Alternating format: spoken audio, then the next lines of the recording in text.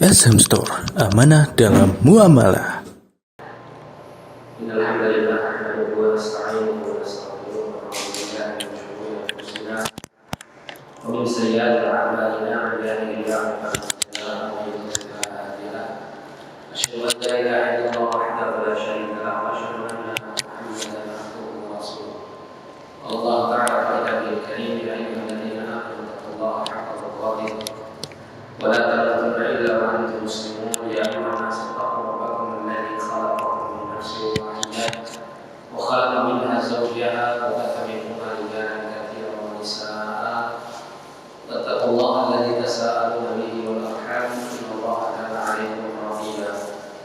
Ya ayyuhalladzina amanu taqullaha wa qulu qawlan sadida yuslih lakum a'malakum wa yaghfir lakum dhunubakum wa man yuti'illaha wa rasulahu faqad faza fawzan 'azima.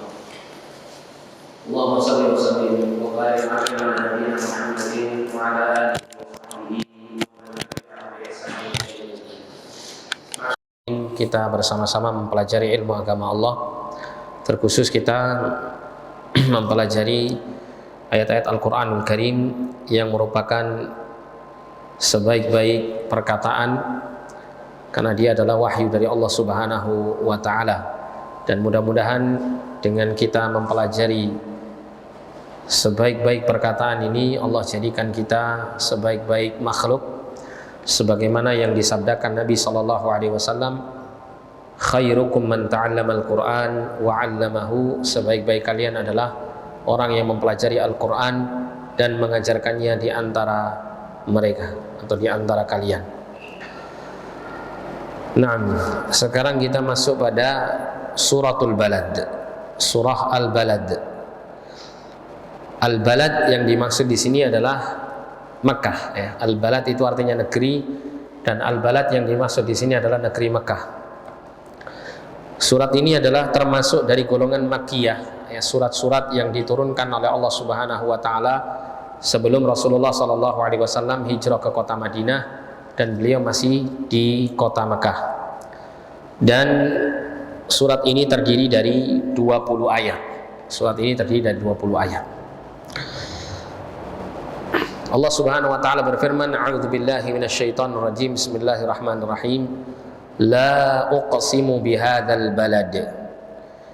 Allah berfirman, la uqsimu bihadzal balad. La dikatakan di sini oleh penulis tafsir Jalalain zaidah, yaitu sebagai huruf tambahan.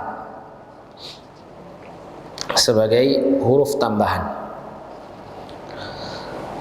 Kemudian uqsimu bihadzal balad ay Makkah.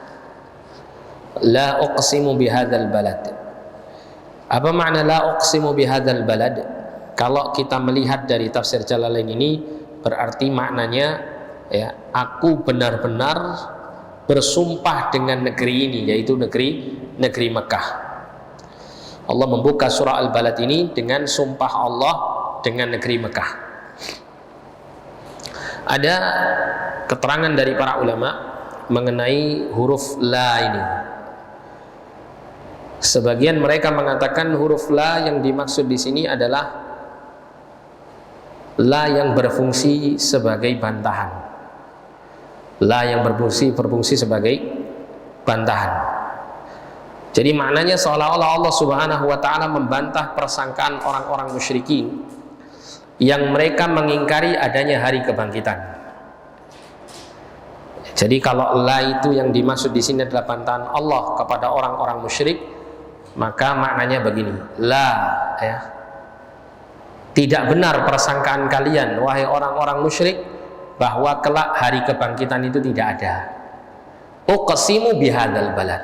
Aku bersumpah dengan negeri atau kota Mekah ini. Ini sebagian ulama berpendapat demikian. Karena huruf lam alif ini, la ini bisa berarti tidak, ya. Berarti tidak, ya, meniadakan, huruf untuk meniadakan sesuatu. Kemudian juga la yang dimaksud di sini adalah meniadakan sumpah. Jadi ketika Allah mengatakan la uqsimu bihadzal balad, Allah mengatakan aku tidak perlu bersumpah dengan nama negeri ini. Ya, aku tidak bersumpah dengan negeri ini yaitu Makkah. Dalam rangka untuk apa? Untuk menyatakan dan menetapkan bahwa hari kebangkitan itu pasti terjadi. Seakan-akan Allah mengatakan hari kebangkitan itu pasti terjadi tanpa aku bersumpah ya untuk menetapkannya. Ini pendapat yang kedua. Adapun pendapat yang ketiga tadi ya. Adapun pendapat yang paling kuat adalah la di sini adalah huruf tambahan. Ya, untuk apa? Litaukid, untuk menekankan sesuatu. Sehingga ketika Allah berfirman la uqsimu bihadzal balad, maka penafsiran yang lebih rajih, lebih kuat adalah maknanya aku benar-benar bersumpah dengan negeri ini yaitu kota Mekah.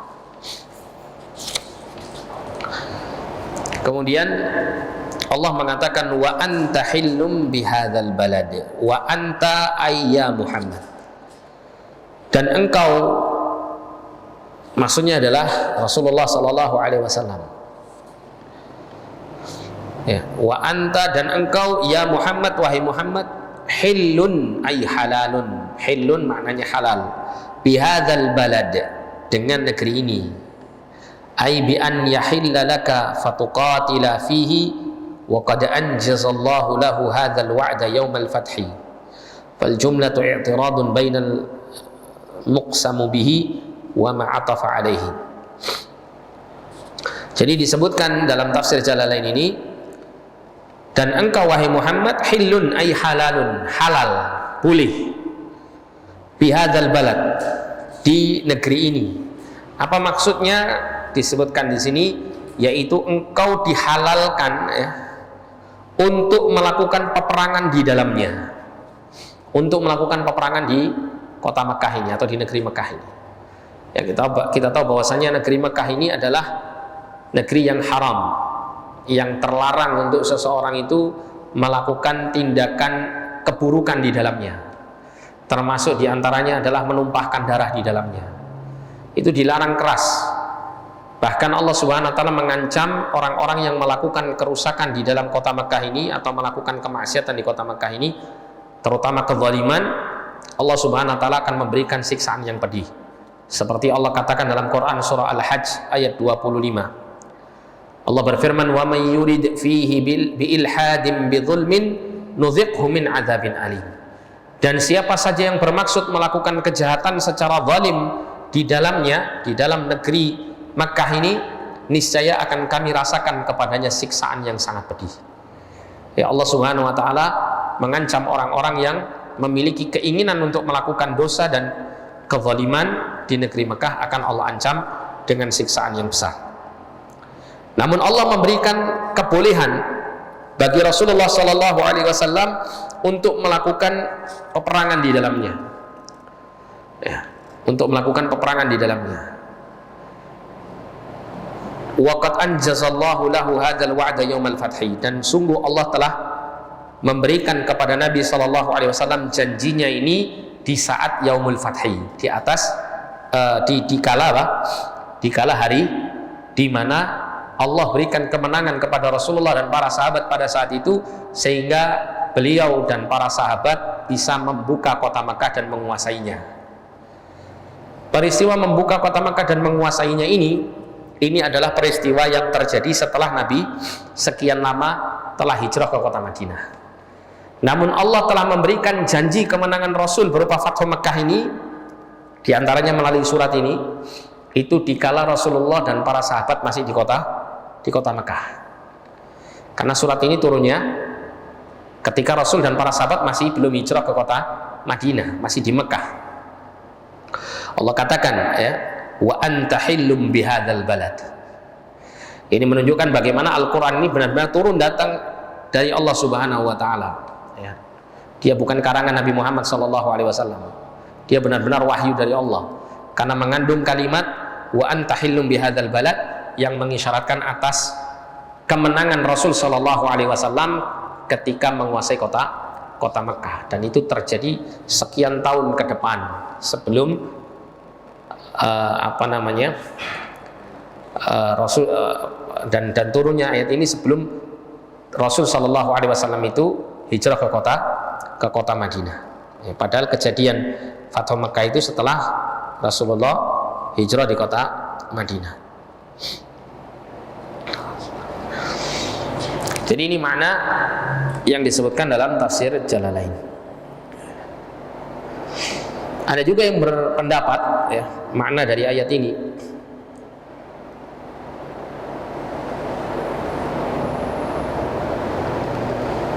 ada yang mengatakan, dan engkau halal di kota Mekah ini, maknanya adalah ya lebih-lebih engkau berada di kota Mekah ini, sehingga Allah Subhanahu wa taala berhak bersumpah dengan kota Mekah karena Nabi Muhammad SAW berada di kota tersebut. Ada yang mengatakan demikian.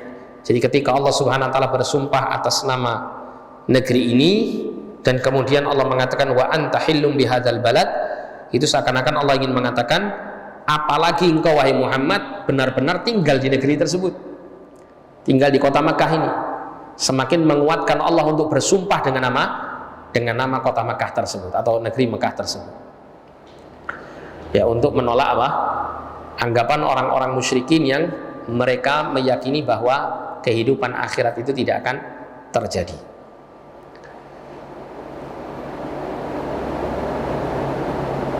Kemudian ada juga yang berpendapat bahwa ayat ini maknanya adalah wa anta hillum bihadzal balad, maksudnya adalah dan engkau dihalalkan darahnya oleh orang-orang kafir Quraisy di kota Mekah ini.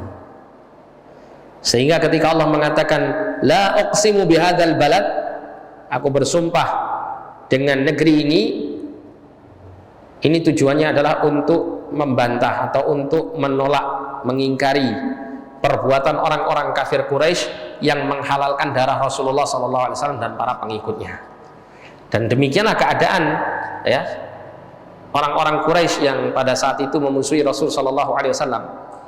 Di saat dikala Rasul SAW itu akan melakukan hijrah ke kota Madinah, orang-orang di kalangan suku Quraisy itu bersepakat, mereka mengumpulkan pemuda dari semua kabilah-kabilah Quraisy untuk kemudian, ya, meminta mereka bersama-sama membunuh Rasulullah SAW, dengan tujuan untuk supaya Bani Hashim dari klan, ya, suku Rasul SAW itu tidak akan sanggup untuk menghadapi semua pemuda-pemuda yang berasal dari klan yang berbeda-beda. Karena nanti kalau meminta, ya, menuntut darah para pemuda yang membunuh Rasul SAW ini, maka klan Bani Hashim akan menghadapi sekian banyak suku-suku yang lainnya, ya. Sehingga tentu tidak akan berani, ya, dari suku Bani Hashim ini atau keluarga Bani Hashim ini untuk menuntut balas. Itu tujuan orang-orang Quraisy untuk membunuh Rasul SAW, dan Allah Subhanahu wa taala menyelamatkan Nabi SAW. Allah menjadikan, ya, pada saat di malam ketika beliau itu dikepung rumahnya oleh para pemuda ini, Allah, ya, menjadikan mereka tidak bisa melihat Rasul ketika keluar dari rumah.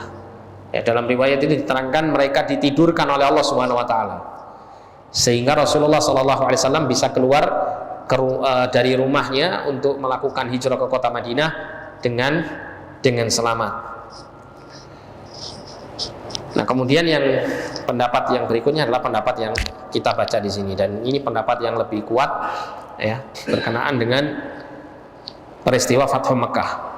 Dan Allah katakan bahwa Allah memberikan kehalalan kepada Nabi Muhammad SAW untuk melakukan peperangan di kota Mekah ini. Bahkan di kota Mekah ini Rasul SAW telah menghukum mati, ya, seseorang yang dulunya pernah melakukan permusuhan kepada Nabi SAW dengan permusuhan yang kecil, yaitu Ibnu Khattal. Ibnu Khattal ini, dia ini suka mengejek Nabi SAW. Dia banyak membuat syair-syair untuk mengejek Rasulullah SAW. Namun suatu ketika pernah Ibnu Khattal ini masuk Islam, tapi kemudian dia murtad, keluar dari Islam dan pernah membunuh seorang muslim.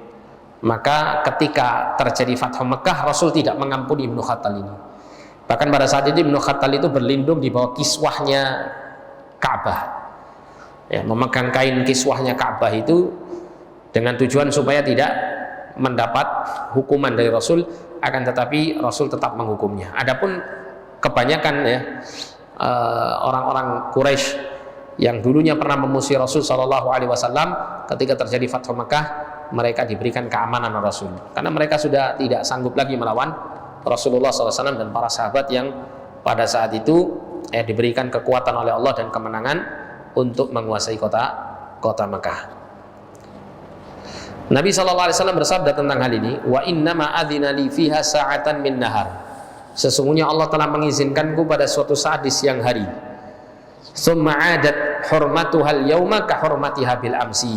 Kemudian dikembalikan kesuciannya hari ini sebagaimana disucikannya sebelumnya. Jadi hadis ini riwayat Bukhari dan Muslim.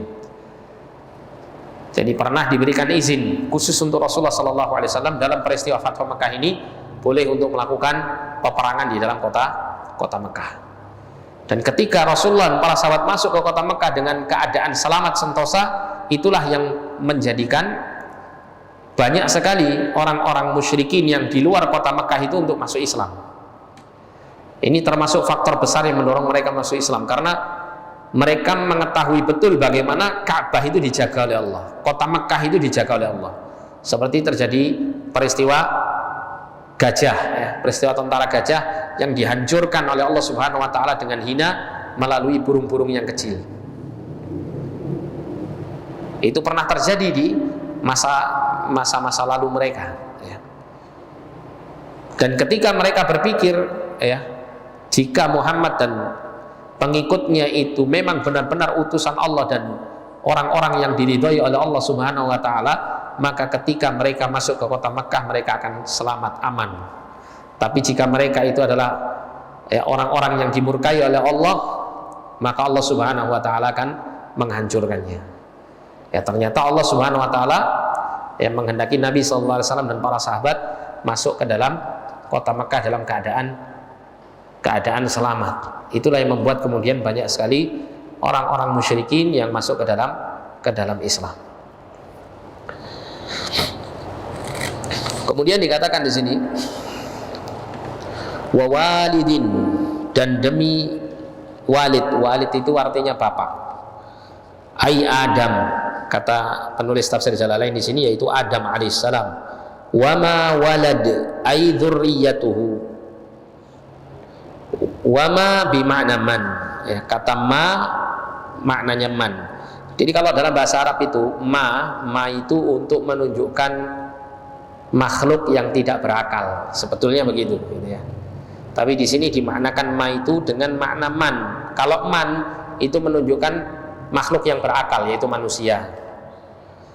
Sehingga wama walad, dan siapapun yang menjadi anak keturunannya, maknanya demikian. Oleh karena itu dikatakan di sini dzurriyyatuhu, keturunan Adam alaihissalam. Allah Subhanahu wa taala bersumpah dengan nama Adam dan keturunannya, dan seluruh manusia keturunannya. Jadi kata wa anta hillum bihadzal balad ini fal jumlatu i'tiradun bainal muqsam bihi. Jadi dia merupakan kalimat sisipan, jumlah i'tiradiyah. Jadi dia adalah sebuah kalimat sisipan yang Allah letakkan di antara dua sumpah. Sumpah yang pertama Allah bersumpah atas nama kota Mekah, sumpah yang kedua adalah Allah bersumpah dengan Adam dan keturunannya, Adam dan keturunannya. Nah, berkenaan dengan sumpah ini, sebagian ulama juga menyatakan bahwa ma yang dimaksud di situ adalah al-mausulah. Ma yang dimaksud di situ adalah al-mausulah. Maknanya al-mausulah itu kata sambung. Sehingga maknanya gini, wa walidin, dan demi orang tua, wa ma walad, dan yang dilahirkannya. Dan yang dilahirkannya. Bisa juga dimaknakan ma itu adalah ma an-nafiyah. Sehingga maknanya ada yang berpendapat wa walidin, dan demi orang yang melahirkan keturunan, wa ma walad, dan orang yang tidak melahirkan keturunan. Karena ma di sini ma an-nafiyah, ma yang meniadakan. Karena huruf ma ini macam-macam. Kalau dalam bahasa Arab fungsi penggunaannya macam-macam maknanya.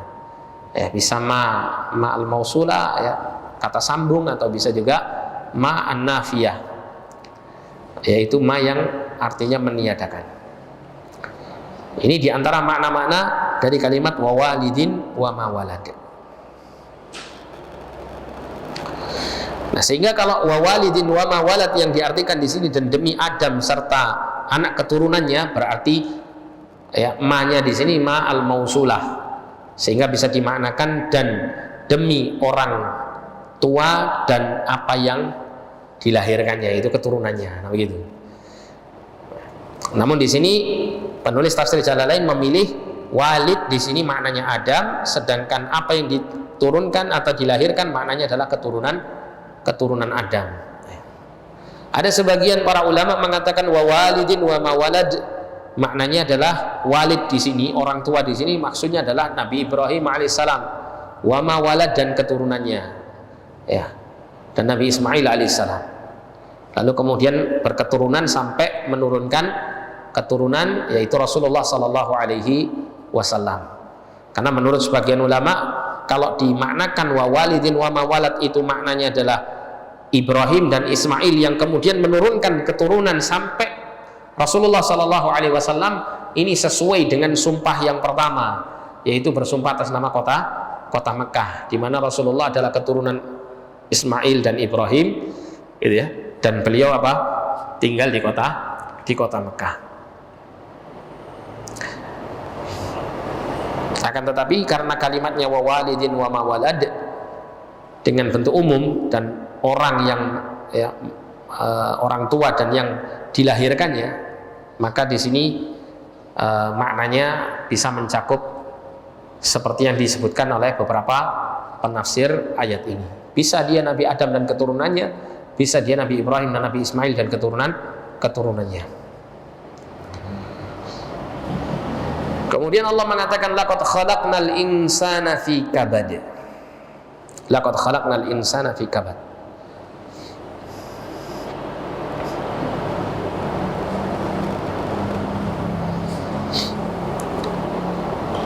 Dikatakan di sini ai al-jins, ya. Sungguh kami telah menciptakan al-insan.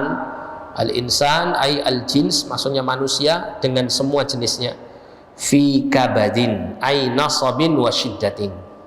Fi kabad, di dalam kabad. Kabad itu nasabin wa syiddatin, dalam keadaan ya selalu sulit dan payah. Selalu sulit dan payah. Yukabidu masaibud dunya wa syada'idul akhirah. Dia itu disulitkan, ya, manusia itu disulitkan dengan musibah-musibah dunia dan akhirat. Dengan musibah-musibah dunia dan akhirat. Ini yang disebutkan dalam tafsir Jalalain. Jadi ketika Allah Subhanahu wa taala bersumpah dengan nama atau dengan negeri Mekah, kemudian Allah bersumpah dengan Adam dan keturunannya, atau Nabi Ibrahim dan Ismail dengan keturunannya, itu semuanya Allah sampaikan di situ dengan tujuan untuk mengabarkan bahwa sungguh Allah itu menciptakan manusia dengan seluruh jenisnya, baik yang mukmin maupun yang kafir, itu dalam keadaan kabad, dalam keadaan dipenuhi dengan keletihan, kepayahan, kesulitan di dalam hidupnya. Jadi kalau kita perhatikan, baik itu orang yang beriman ataupun orang kafir sekalipun, semuanya di dunia maupun di akhirat itu sama-sama merasakan kesulitan. Akan tetapi orang-orang kafir tidak diberikan kemampuan untuk kuat dalam menghadapinya. Kalau orang-orang beriman dikasih kekuatan oleh Allah untuk menghadapi kesulitan-kesulitan dalam hidupnya. Itu perbedaan antara orang mukmin dan orang kafir. Makanya orang mukmin itu keadaannya selalu baik, kata Rasulullah SAW. Ya, seperti hadis yang mungkin sering kita dengar, ya. Ajaban li amril mu'mini. Ya, Nabi pernah mengatakan sungguh menakjubkan, sungguh mengagumkan keadaan seorang mukmin itu. Inna amrahu kullahu khairun. Sesungguhnya keadaan seorang mukmin itu selalu dalam keadaan baik. Walaisa dzaka illa lil mu'min. Dan tidaklah keadaan yang seperti ini bisa ditemukan, dijumpai dari kalangan manusia kecuali hanya dari kalangan orang-orang yang beriman saja. Kemudian Nabi menjelaskan, in asabathu sarra'u syakara fakana khairan lahu. Apabila seorang mukmin itu diberikan ya sesuatu yang membahagiakan hatinya, melapangkan jiwanya, maka seorang mukmin itu akan bersyukur kepada Allah. Fakana khairan lahu, maka keadaan seperti ini adalah baik untuknya. Wa in asabathu dharra'u sabara wa in asabathu dharra'u sabara fakana khairan lahu. Dan apabila seorang mukmin itu ditimpa kesulitan, kepayahan, ya, kemudian kesempitan, maka seorang mukmin itu akan bersabar. Maka kesabaran itu akan menjadi baik bagi dirinya. Dikatakan di sini seorang mukmin diberikan kesulitan dalam hidupnya.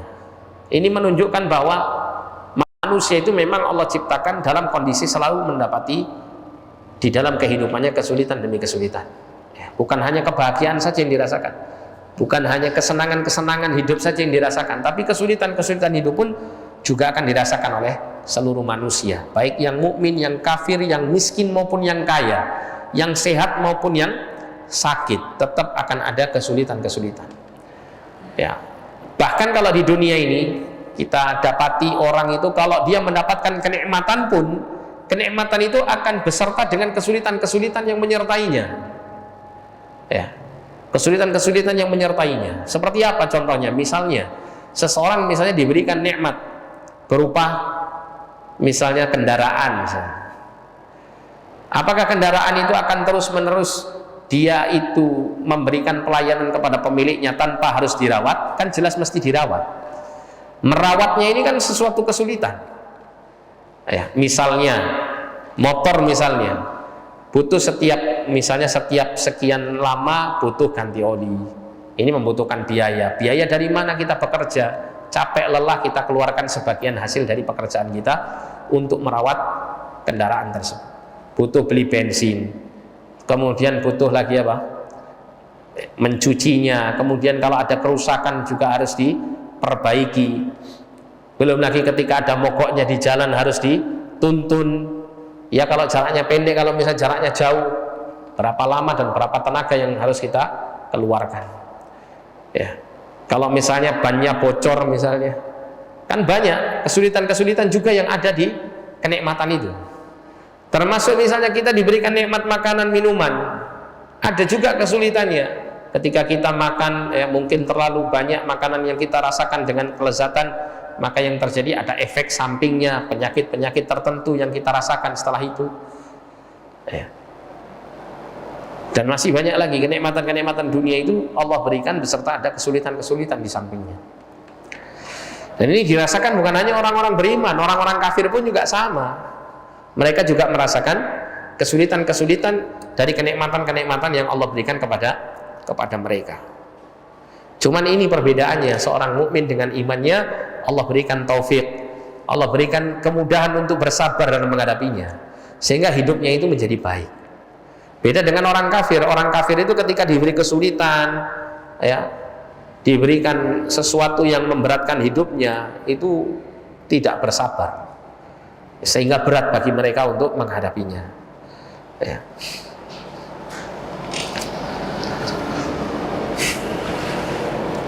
Jadi kehidupan di dunia ini semuanya payah. Bahkan dikatakan di sini oleh penulis tafsir Jalalain, bahkan nanti di akhirat juga ada kepayahan-kepayahan. Kapan itu? Ketika manusia setelah mati dalam kondisi sakaratul maut, manusia itu merasakan sakitnya sakaratul maut.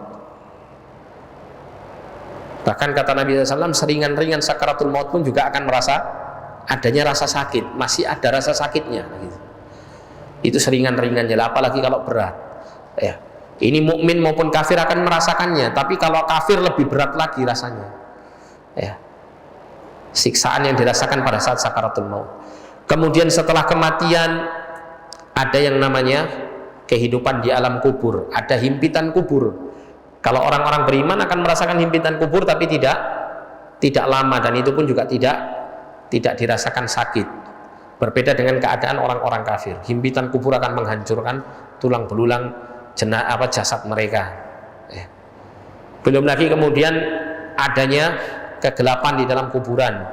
Tapi bagi orang-orang yang beriman, kegelapan ini tidak lama, dan kemudian Allah jadikan apa? kuburnya itu terang benderang. Allah jadikan kuburnya seorang mukmin itu akan lapang. Tapi ada orang-orang yang dia dari kalangan orang-orang Islam meninggal dengan membawa beberapa dosa yang membuat dia disiksa di dalam alam kuburnya. Ada kepayahan-kepayahan, kesulitan-kesulitan, ya, banyak cobaan-cobaan yang dihadapi, baik yang mukmin maupun yang kafir.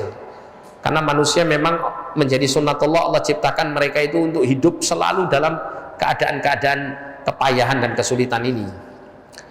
Sampai kapan itu? Sampai nanti melewati sirat, melewati jembatan, jalan yang dikatakan oleh Nabi SAW itu jalan yang sangat-sangat kecil sekali, yang sangat tipis seperti rambut seseorang, dalam kondisi gelap gulita. Di bawah jembatan itu atau sirat itu ada Jahannam, di samping kanan kiri sirat itu ada namanya Al-Kalali, pengait-pengait yang siap mengait orang yang melewatinya. Dalam keadaan yang semacam ini, seseorang itu akan bisa melewatinya dengan selamat, itu sesuai dengan amal solehnya semasa hidupnya di dunia.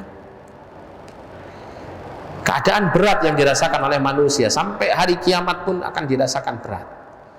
Sampai jika seorang mukmin sudah menginjakkan kakinya di dalam surga, semua kepayahan itu hilang.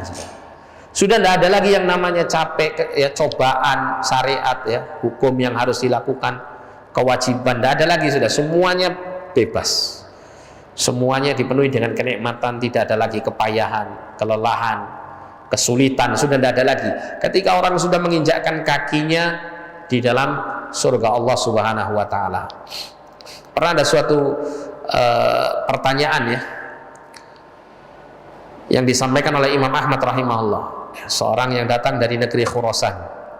Dia bertemu dengan Imam Ahmad rahimahullah, kemudian bertanya, "Ya Aba Abdillah, wahai Abu Abdillah," kunyah untuk Imam Ahmad rahimahullah.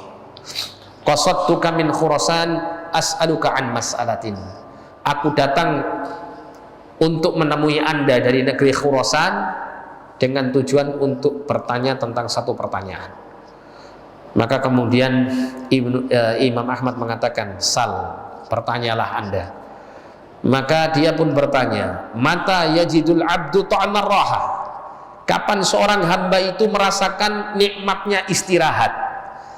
Kapan seorang hamba itu sudah tidak lagi merasakan kesulitan dalam hidupnya? Maka disebutkan oleh Imam Ahmad rahimahullah, "Inda awwali qadamin yadha'uha fil jannah." Yaitu ketika kakinya itu pertama kali menginjakkan tanah di surga. Ketika dia sudah menginjak kakinya di awal masuk dia surga, menginjakkan kaki di surga, itulah hari di mana dia sudah tidak lagi merasakan kepayahan dan kesulitan dalam hidup. Nah, ini adalah keadaan manusia. Allah ciptakan manusia dalam keadaan sulit, Dan termasuk juga orang beriman Orang beriman itu semakin kuat imannya, semakin baik level imannya, semakin berat ujiannya. Semakin berat ujiannya. Namun Allah Subhanahu wa Ta'ala kuatkan orang-orang yang beriman itu dengan kesabaran. Seperti apa yang disampaikan oleh Mus'ab bin Sa'id yang beliau riwayatkan dari bapaknya. Jadi pernah bapaknya itu bertanya, "Ya Rasulullah, ayyun nasi asyaddu bala'an?" Wahai Rasulullah, siapakah orang yang paling berat ujiannya? Maka Rasulullah mengatakan, "Al-anbiya," yaitu para nabi. Karena para nabi adalah manusia-manusia terbaik keimanannya. "Tsummal amthal fal amthal." Kemudian orang yang semisalnya dan orang yang semisalnya. Maksudnya apa? Orang yang keimanannya mendekati keimanan para nabi dan para rasul, kemudian orang yang di bawah levelnya dari mereka ini, dan seterusnya terus turun ke bawah. Fayubtalar rajulu ala hasabi dinihi, maka seseorang itu akan diuji oleh Allah sesuai dengan kadar agamanya, kadar kualitas iman dan agamanya ini. Fa in kana dinuhu sulban ishtadda bala'uhu, apabila agamanya itu adalah kokoh, bagus, kuat, maka akan semakin kuat ujiannya, semakin berat ujiannya. Wa in kana fi dinihi riqqatun ubtuliya ala hasabi dinihi. Dan apabila kondisi kualitas agamanya itu lemah, maka dia pun juga akan diuji sesuai dengan kadar kelemahan agamanya. Ya, artinya level-level iman dan agama itu menentukan level-level ujian. Cuman level iman yang tinggi mesti dibarengi dengan level sabar yang tinggi pula. Oleh karena itu Rasulullah dan para sahabat, mereka adalah ya di antara manusia-manusia yang diberikan ujian yang sangat berat oleh Allah Subhanahu wa taala. Bayangkan Rasul dan para sahabat itu diuji ekonominya, diuji untuk mengorbankan nyawa mereka, diuji untuk menghadapi berbagai macam tantangan dari musuh. Ujiannya banyak sekali. Bahkan pernah di masa Rasul Shallallahu Alaihi Wasallam dalam perang Ahzab itu atau perang Khandaq, dikala Rasulullah Shallallahu Alaihi Wasallam dan para sahabatnya itu menghadapi kondisi yang sulit, banyak di kalangan para sahabat pada saat itu dalam kondisi kelaparan. Ya, dalam kondisi kelaparan, Rasulullah dan para sahabat merasakan lapar yang luar biasa. Para sahabat itu karena sebab rasa laparnya itu mengganjal perutnya dengan batu. Kalau kita kan ganjal perut dengan roti, gorengan, diganjal sih wetengi sak durunge dikai sego kan itu. Rasulullah para sahabat pakai batu karena saking laparnya tidak ada makanan. Bahkan Rasulullah pada saat itu mengganjal perutnya dengan 2 batu. Artinya para Rasulullah lebih lapar dari para sahabat. Karena apa? Karena Rasulullah adalah seorang nabi dan utusan Allah, diberi ujian lebih berat dari para sahabat.